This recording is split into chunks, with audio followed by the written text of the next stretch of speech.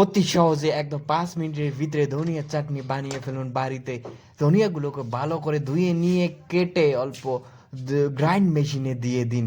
এরপরে আদা, রসুন, কয়টা কোয়া পেঁয়াজ আর পরিমাণ মতো মরিচ দিয়ে ভালো করে গ্রাইন্ড করে নিন পানি দিয়ে।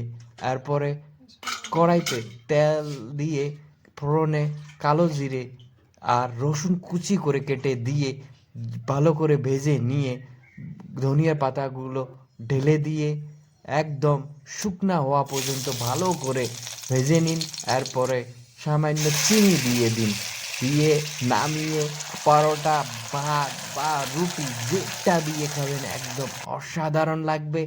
আর বানিয়ে খাবেন, বানিয়ে খেয়ে কীরকম হয়েছে কমেন্টে জানাবেন। আর ভিডিওটা যদি ভালো লেগে থাকে প্লিজ শেয়ার করে দিবেন সবাইকে।